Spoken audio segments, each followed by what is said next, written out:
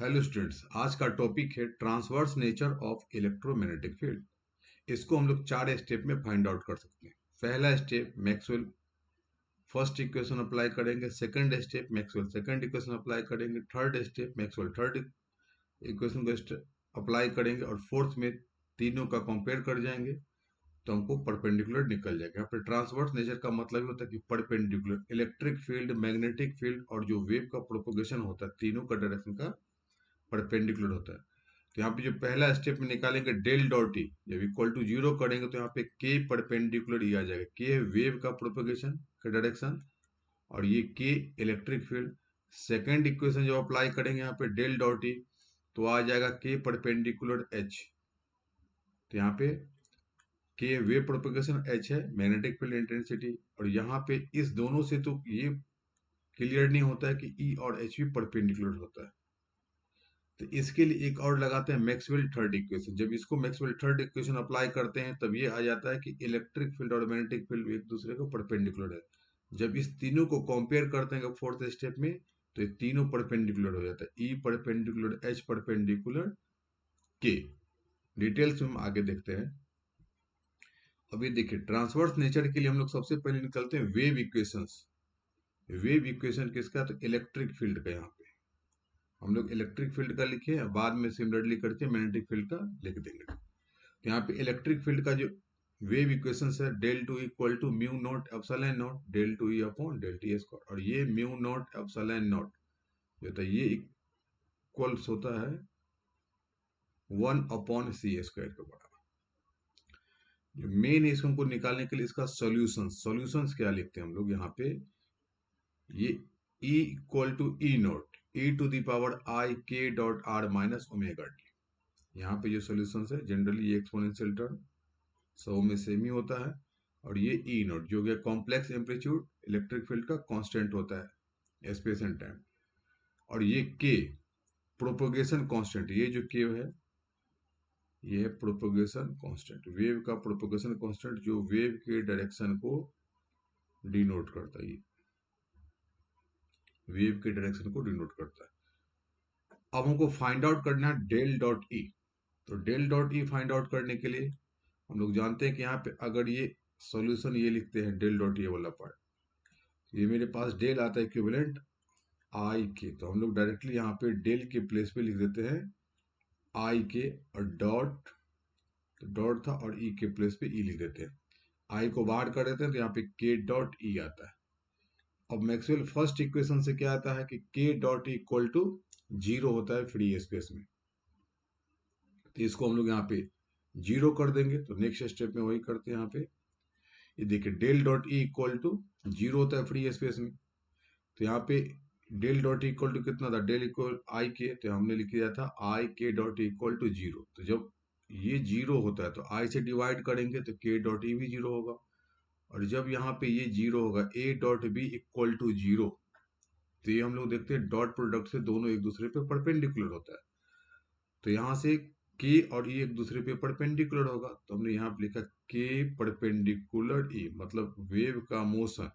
अगर वेव इस डायरेक्शन में इलेक्ट्रोमैग्नेटिक वेव प्रोपेगेट करता है ये, और अगर इलेक्ट्रिक फील्ड ये हो गया तो ये एक दूसरे पे परपेंडिकुलर, एक तो आ गया। फिर सेकंड में सिमिलरली अगर हम लोग यहाँ पे जो इक्वेशन लिए थे इलेक्ट्रिक फील्ड का, यहाँ पे डेल टू ई वाला, तो हमने सोल्यूशन हमने ई लिखा था। अगर ये इक्वेशन हम लोग लिखते हैं यहाँ पे इलेक्ट्रोमैग्नेटिक फील्ड का, यहाँ पे एच कर देंगे, यहाँ पे एच कर देंगे, तो सॉल्यूशन यहाँ पे एच और एच नॉट आएगा। उसी को हम लोगों ने यहाँ पे लिखा कि अगर हमने यहाँ पे वेव इक्वेशन किसके लिए लिखा, इलेक्ट्रिक फील्ड ई का। तो ये डेल टू एच, यहाँ जहाँ पे ई था हमने एच रिप्लेस कर दिया, यहाँ पे एच रिप्लेस कर दिया। तो जो सॉल्यूशन था यहाँ पे सॉल्यूशन हमने क्या लिखा था, del E equal to E naught, और ये एक्सपोनेंशियल टर्म से भी रहेगा तो यहाँ पे H equal to H naught. फिर यहाँ पे del upon H find out करते, तो del upon H find out करते तो यहाँ पर सिंपली फिर डेल के प्लेस पे कितना आई के और डॉट यहाँ पे एच आ जाता। तो केवल यहाँ पे ई के प्लेस में हम लोग क्या करेंगे, एच यहाँ पे रिप्लेस कर देंगे। तो हम डायरेक्टली लिखते हैं यहाँ पे, और यहाँ पे फिर वहां पे सेकंड इक्वेशन भी क्या होता है, यहाँ जीरो हो जाता है। Maxwell second equation del dot B equal to zero, H के टर्म में जब कन्वर्ट करते हैं तो del dot H equal to zero. तो यहाँ पे जिस तरह से के परपेंडिकुलर ई आया तो यहाँ पे मेरे पास आ जाता है सिमिलरली हम लोग प्रोसीड करते हैं तो के परपेंडिकुलर एच। इसको हम लोग ये भी लिख सकते हैं, नहीं तो डायरेक्ट डेल डॉट एच अगर फाइंड आउट करेंगे तो यहाँ पे अगर del dot H find out करते हैं तो del dot H equal to होता है जीरो मैक्सवेल से आई के प्लेस पे लिखेंगे आई के डॉट हो गया एच इक्वल टू जीरो। तो यहाँ से k dot H equal to zero. तो यहाँ पे फिर डॉट प्रोडक्ट जीरो है, तो इसका मतलब के परपेंडिकुलर एच होगा। तो ये वाला फाइंड इक्वेशन आ गया 6। इसका मतलब हो गया कि ये जो है के परपेंडिकुलर और ये एच इधर भी हो सकता है, एच इधर भी हो सकता है, लेकिन ये क्लियर नहीं है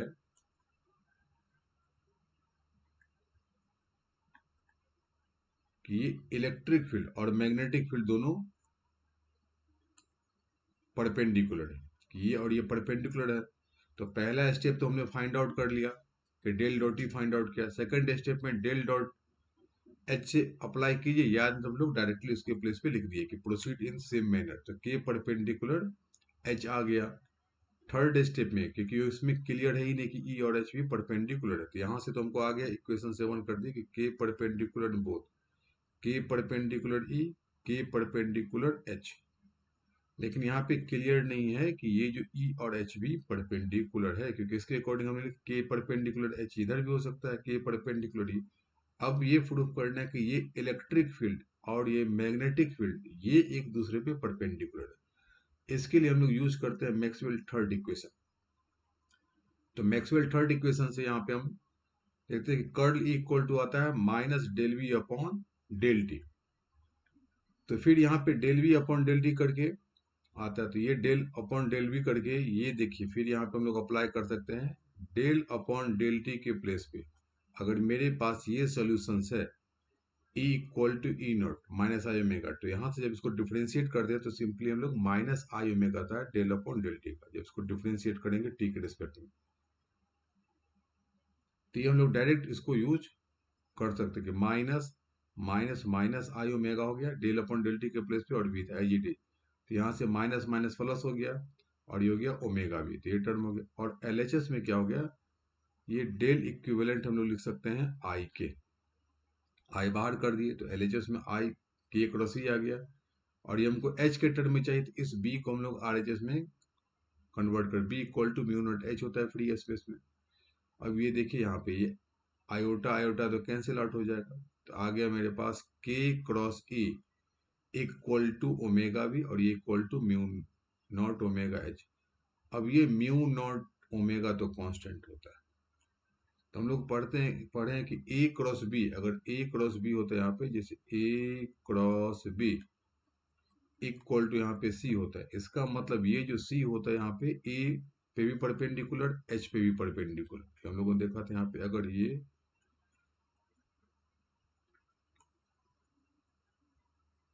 अगर ये वेक्टर ए होता है, ये वेक्टर बी होता है और ये दोनों पे परपेंडिकुलर अगर सी होता है, तो सी क्या करेगा, दोनों पे परपेंडिकुलर होता है। और ये एरिया से हम लोग इसको डिनोट करते थे, ये वाला वेक्टर ये वाला पार्ट, तो ये हो गया ए क्रॉस बी और उस पर परपेंडिकुलर से। ठीक उसी तरह से यहाँ पे एक डायरेक्शन में हो गया ये पार्ट, ये समझिए वेक्टर के हो गया, दूसरे में हो गया इलेक्ट्रिक फील्ड ई हो गया और इस पे परपेंडिकुलर है एच। इसका मतलब ये जो एच है यह दोनों पे परपेंडिकुलर है, ये दोनों पे परपेंडिकुलर है, ये देखिए ये दोनों पे परपेंडिकुलर एच हो गया, H perpendicular E H perpendicular के। तो यही हमको तो प्रूफ करना था कि एच और ई परपेंडिकुलर है, बाद में के तो ये पहले से परपेंडिकुलर प्रूफ ही था, के परपेंडिकुलर एच पे, के परपेंडिकुलर ई पे। और ये प्रूफ करना था ई और एच जो एक दूसरे पे परपेंडिकुलर क्लियर नहीं था। तो इसके अकॉर्डिंग हम देखते हैं कि ये जो एच परपेंडिकुलर हो गया दोनों पे हो गया, तो यहाँ पे लिखते हैं कि एच परपेंडिकुलर के एच परपेंडिकुलर ई। और इससे पहले था ये देखिए इक्वेशन 7 से कि के परपेंडिकुलर है बोथ पे, तो इस दोनों से ये इक्वेशन 7 और ये इक्वेशन 9, इससे हम लोग दोनों देखते हैं कि ये तीनों एक दूसरे पे परपेंडिकुलर होता है, ई परपेंडिकुलर एच परपेंडिकुलर के। तो हम लोग यहाँ दिखाते हैं कि अगर ये एक डायरेक्शन में इलेक्ट्रिक फील्ड, दूसरे में वेव प्रोपेगेशन का डायरेक्शन। यहाँ पे हमने एक्स के लॉन्ग लेते हैं, अगर कोई वेव प्रोपेगेट करता है तो के से डिनोट करते हैं। दूसरे डायरेक्शन में हम लोग लेते हैं इलेक्ट्रिक फील्ड, ये तो एक परपेंडिकुलर और ये एक दूसरे पे परपेंडिकुलर, तो एक डायरेक्शन में लोग लेते हैं जेड। ये तीनों एक दूसरे डायरेक्शन में परपेंडिकुलर है और इसको म्यूचुअल परपेंडिकुलर हम लोग बोलते हैं। तो ये ट्रांसवर्स नेचर के तीनों एक दूसरे पे परपेंडिकुलर है।